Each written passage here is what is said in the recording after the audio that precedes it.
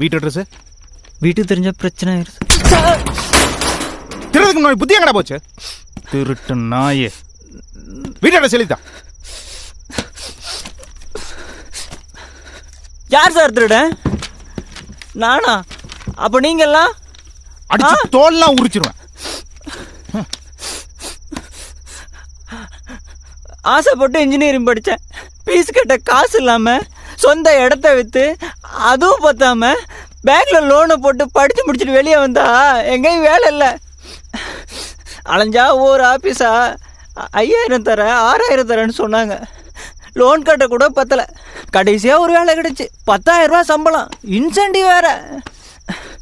ஆனால் வேலை என் படிப்புக்குள்ள என் பைக்குக்கு. அதுவும் நானும் நிற்காம ஓடணும். ஒரு நாள் டெலிவரி பண்ணிட்டு வந்து வண்டியை பார்த்தா வண்டியை காணோம். ஸ்டேஷனில் கம்ப்ளைண்ட் கொடுத்தேன். டெய்லி வந்து பார்ப்பேன், ஆனால் வண்டி கிடைக்கல. ஒரு வாரம் கழிச்சு ஃபோன் வந்துச்சு. ஆசையாக ஃபோன் எடுத்து பார்த்தேன்.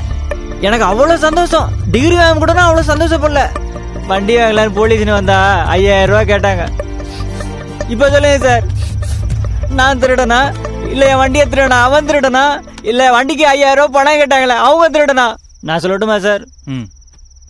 இங்கே நிறைய கல்வி நிறுவனம் இருக்கு, ஆனால் தொழில் நிறுவனம் இல்லை. அரசியல்வாதிகளும் ஸ்கூலு காலேஜ்னு கட்டி விட்டுறாங்க. நாம எதுக்குன்னே தெரியாம காசை கொட்டி கொடுத்துட்றோம். நமக்கு நல்ல தலைவர் வேணும், ஆனால் நம்ம காசு வாங்கிட்டு தான் ஓட்டு போடுவோம். இங்கே நடைமுறைக்கும் செயல்முறைக்கும் நிறைய வித்தியாசம் இருக்கு. ஆனால் நம்ம 2 பேருக்கும் ஒரே வித்தியாசம் தான். என்ன? அதிகாரத்தோட தப்பு பண்ணால் அங்கே இருக்கலாம், அதிகாரம்லாம் தப்பு பண்ணால் இங்கே இருக்கணும். நல்லா பேசுறடா. பேசினா தான் பிடிச்சி உள்ள வச்சுருக்கீங்களா சார்?